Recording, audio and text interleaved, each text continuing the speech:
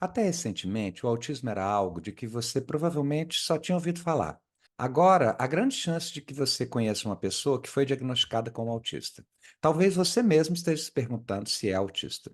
Pesquisas recentes têm mostrado que o diagnóstico de autismo tem crescido de forma exponencial, e isso tem levado alguns dos mais renomados especialistas a alertarem para um possível excesso e banalização do diagnóstico.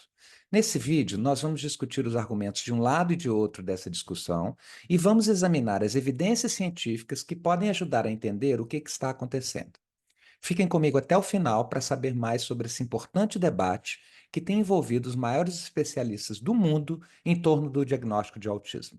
Meu nome é Adriano Aguiar, eu sou psiquiatra e esse é o canal Além da Serotonina, onde exploramos debates no campo das neurociências, saúde mental e humanidades. Se você deseja entender melhor sobre a mente humana, obter informações científicas atualizadas e conhecer perspectivas diferentes para formar sua própria opinião no campo da saúde mental, se inscreva no canal e comente ao final de cada vídeo para participar da discussão. Esse vídeo é baseado em evidências científicas e as referências bibliográficas utilizadas estarão sempre disponíveis na descrição para sua consulta.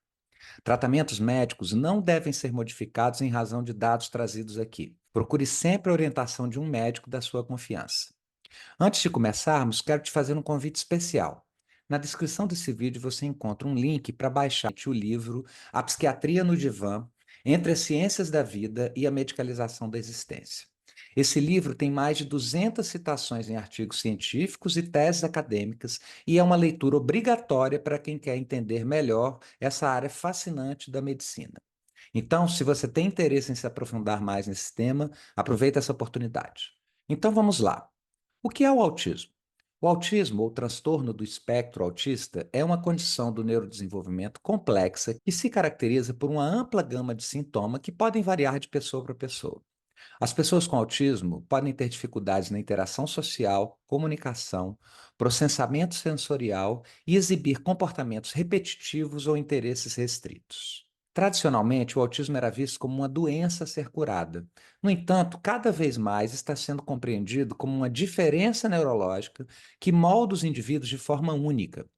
Essa diferença pode implicar em dificuldades e experiências singulares, mas também em habilidades e talentos extremamente valiosos. O termo neurodiversidade foi cunhado para reconhecer e celebrar a diversidade das formas com que o cérebro humano pode se desenvolver. Entender o autismo como uma expressão da neurodiversidade, não como uma doença ou déficit, nos permite ver as pessoas com autismo como simplesmente diferentes e não como menos capazes ou menos valiosas. Pesquisas recentes têm apontado um crescimento exponencial da prevalência do autismo na população ao longo dos anos. Dados do CDC, o Centro de Controle e Prevenção de Doença dos Estados Unidos, indicam que no ano 2000 existia uma criança autista para cada 150 crianças. Mas essa taxa foi aumentando com uma velocidade estonteante a cada ano da pesquisa. E em 2020, uma em cada 36 crianças foi considerada autista, de acordo com a pesquisa. Estaríamos vivendo então uma epidemia de autismo? A maioria dos especialistas não acredita que essas taxas reflitam um aumento real nos casos de autismo, mas sim uma mudança nas práticas diagnósticas. Grande parte dos profissionais acha que a prevalência do autismo está aumentando simplesmente porque antes o autismo não era diagnosticado. Esses especialistas defendem que o reconhecimento de formas mais leves do autismo em pessoas com maiores habilidades cognitivas permitiu a identificação de indivíduos que anteriormente não teriam sido diagnosticados. Um exemplo notório é a forma como têm sido identificados traços de autismo em celebridades da tecnologia, como Mark Zuckerberg, Bill Gates e Elon Musk, por exemplo. Ao ponto de um artigo sobre o aumento das taxas de autismo no Vale do Silício ter sido intitulado A Síndrome dos Nerds. Assim, as taxas de prevalência do autismo estariam aumentando graças ao aumento da conscientização da população e dos médicos a respeito do autismo. Porém, para outros especialistas, a coisa não é tão simples assim. O psiquiatra americano Alan Francis é um dos maiores especialistas em classificações diagnósticas em psiquiatria no mundo. Ele foi o chefe do comitê que elaborou a quarta edição do Manual de Diagnóstico e Estatística dos Transtornos Mentais, ou mais simplesmente DSM. Se você não sabe, o DSM, que atualmente está em sua quinta edição, é o livro que define os critérios para se realizar o diagnóstico de cada um dos transtornos mentais. Em entrevista publicada no ano passado, o Dr. Alan Francis disse lamentar que o seu trabalho, o DSM-4, tenha contribuído para a criação de um modismo de diagnósticos que resultou no excesso de diagnóstico de autismo em massa, tanto em crianças quanto em adultos. Segundo ele, a coisa piorou ainda mais com a quinta edição do Manual Diagnóstico, publicada em 2013. Ele diz: o DSM-5 afrouxou ainda mais o diagnóstico de autismo, introduzindo o conceito de espectro autista, e obscureceu as fronteiras entre o transtorno mental e a diversidade normal. O Dr. Laurent Moncon, um psiquiatra que passou 42 anos estudando o autismo, também diz algo semelhante. Segundo ele, a partir do DSM-5, a confiança segue em definições mais frouxas e excessivamente inclusivas, contribuiu diretamente para o problema crescente do excesso de diagnósticos. Em comparação com diagnósticos do passado, Motron disse que a atual versão do DSM está cheia de definições vagas e triviais em uma linguagem ambígua que permite que mais pessoas se enquadrem em várias categorias anormais. Além disso, segundo ele, a partir do DSM-5, as pessoas passaram a associar o autismo a uma redução no interesse em se socializar. Mas isso pode ser resultado de diversas outras questões psicológicas e sociais. Qual foi então a mudança que o DSM-5 produziu na classificação diagnóstica do autismo que alguns especialistas criticam tanto? Vamos voltar um pouquinho no tempo para vocês entenderem. A quinta edição do Manual Diagnóstico Estatístico dos Transtornos Mentais veio a público em 2013. Mas os anos que antecederam a sua publicação foram marcados por grandes polêmicas. Robert Spitzer, considerado um ícone da psiquiatria americana por ter sido chefe do comitê que criou o Manual de Diagnóstico que transformou a psiquiatria mundial, o DSM-3, foi o primeiro grande nome da psiquiatria a denunciar a falta de transparência no processo de elaboração do DSM-5. Além disso, foi revelado que cerca de 70% dos membros do comitê responsáveis pelo DSM-5 tinham laços financeiros com a indústria farmacêutica, o que levantou suspeitas quanto a conflitos de interesse que possam estar envolvidos na elaboração do manual. Alan Francis, que, como eu disse, é outra referência internacional em diagnósticos, por ter sido responsável pelo DSM-4, endossou as críticas de Spitzer e foi ainda além, dizendo que, se as mudanças inicialmente propostas pelo comitê fossem de fato implementadas, haveria o risco de uma inflação geral de diagnósticos psiquiátricos na população, particularmente TDAH e autismo, e, consequentemente, uma medicalização excessiva da sociedade.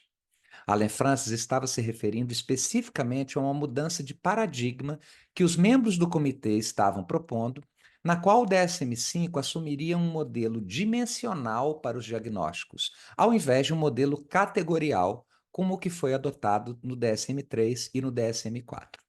Isso quer dizer que não haveria uma separação muito nítida entre as diferentes patologias entre si e entre as patologias e a normalidade. Alan Francis criticou essa proposta, dizendo que não havia evidências científicas suficientes para propor uma mudança como essa, que implicaria no risco de aumentar enormemente o número de pessoas diagnosticadas com algum transtorno mental. Ele diz assim: minha motivação para assumir essa tarefa desagradável é simples: evitar que o DSM-5 promova uma inflação geral de diagnósticos que resultará no rótulo errôneo de milhões de pessoas.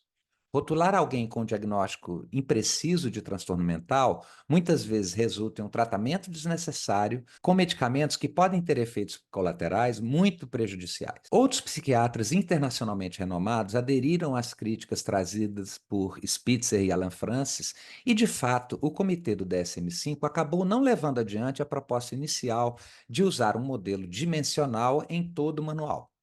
Mas no autismo, essa proposta permaneceu na versão final.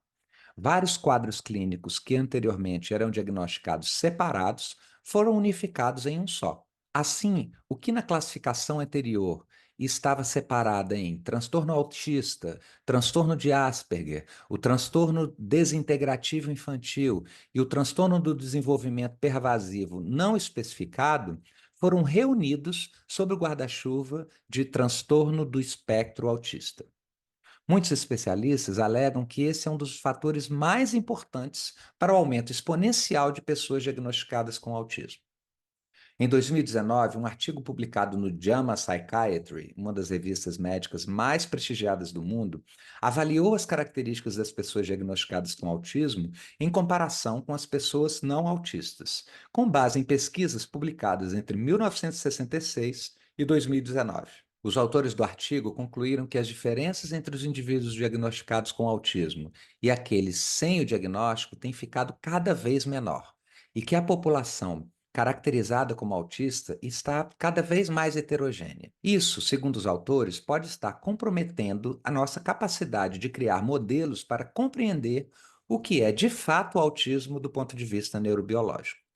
Ao incluir pessoas com diferenças neurológicas mais sutis no diagnóstico, agrupamos pessoas com características diferentes sob um mesmo guarda-chuva e diluímos as diferenças entre pessoas com autismo e pessoas sem autismo. Isso torna mais difícil identificar as características biológicas que são específicas do autismo e pode dificultar o desenvolvimento de tratamentos e intervenções eficazes. É importante notar que, apesar da abordagem dimensional do espectro do autismo assumir que existe um contínuo entre as apresentações clínicas mais sutis e as mais graves, não existe até hoje nenhum marcador biológico comum a essas diferentes apresentações clínicas, que agora são identificadas pelo mesmo nome. O diagnóstico de autismo ainda é inteiramente baseado na observação clínica do comportamento, envolvendo aspectos subjetivos e interpretativos na realização do diagnóstico. Mesmo os testes supostamente mais objetivos, com checklist de sinais e sintomas, dependem integralmente do relato dos pacientes e da observação do médico e familiares. Algumas pessoas com autismo já reconhecem problemas decorrentes da unificação de pessoas com quadros clínicos heterogêneos agrupados sobre o mesmo diagnóstico. Um artigo publicado no jornal inglês The Guardian chama a atenção para alguns efeitos colaterais da ampliação do diagnóstico de autismo. O autor, Tom Clements, foi ele próprio diagnosticado com autismo de alta performance, sendo fluente em 4 idiomas e pôde viver e trabalhar normalmente, apesar de apresentar dificuldades sociais significativas. No entanto, ele é reticente em relação ao que ele chama de uma certa celebração da neurodiversidade. Segundo ele, os militantes da causa geralmente possuem uma capacidade intelectual acima da média e celebram seu autismo como uma característica central da sua identidade e muitas vezes promovem sua diferença neurológica como um aspecto até vantajoso. Embora ele reconheça aspectos positivos, no sentido de diminuir o estigma e o preconceito, ele afirma que muitos autistas sentem que o movimento da neurodiversidade acaba excluindo aqueles para quem o autismo confere poucas ou nenhuma vantagem cognitiva. Ou seja, pessoas com autismo mais grave, cujos sintomas podem ser debilitantes e limitantes. O autor relata que seu irmão mais novo, que assim como ele também é autista, nunca será capaz de levar uma vida independente e necessita de cuidados 24 horas por dia. Ele teme que, com a ampliação do diagnóstico, os casos graves de autismo sejam invisibilizados e que o suporte para essas pessoas seja reduzido. De fato, o conceito mais amplo do espectro do autismo pode trazer algumas vantagens clínicas, como, por exemplo, dar oportunidade de acesso a serviços e recursos financeiros para pessoas que não teriam acesso com uma classificação diagnóstica mais restritiva. Mas o aumento da prevalência e a heterogeneidade da população diagnosticada representam um desafio contínuo para o financiamento e a alocação de serviços de saúde, trazendo o risco de desviar a atenção e os recursos daqueles que mais se beneficiariam. Então, o que fazer?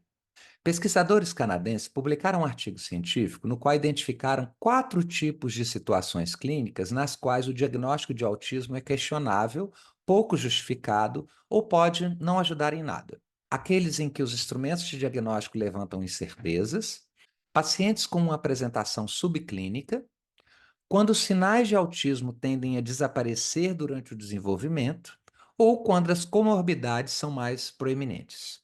Esses pesquisadores propuseram então 9 princípios que os clínicos deveriam seguir em situações em que o diagnóstico de autismo é discutível. Entre eles estão dar mais atenção a sinais de distúrbio na linguagem, distúrbio no movimento e comportamentos claramente atípicos, ao invés de dar tanto peso a sintomas mais abstratos e menos específicos, como a dificuldade de reciprocidade social. Eles enfatizam também a importância de que as escalas e instrumentos de avaliação por si só não são suficientes para o diagnóstico e não prescindem da expertise clínica. Também chamam a atenção para o fato de que traços autistas não implicam necessariamente no diagnóstico de autismo. Se as características comportamentais ou cognitivas que evocam o autismo são pouco visíveis e isoladas, não correspondem a um sentimento subjetivo profundo e prolongado de diferença, um diagnóstico de transtorno do espectro do autismo não deve trazer grandes benefícios e pode, às vezes, ser prejudicial. Eles chamam atenção ainda para a importância de sempre questionar a utilidade subjetiva e social do diagnóstico, pois para muitas crianças e familiares, um diagnóstico de autismo pode gerar ansiedade, estigma e prejudicar a autoestima durante períodos cruciais da construção da identidade. Se você gostou desse vídeo e quiser ser meu colaborador ou colaboradora na divulgação desse tipo de conhecimento, dá um like aqui embaixo, que isso ajuda o algoritmo a entender que essa informação é relevante. Se inscreve no canal e ativa o sininho para a gente te avisar quando eu trouxer um novo vídeo. E comenta aqui embaixo o que você pensa sobre esse assunto para a gente poder conversar. Um abraço e até o próximo vídeo.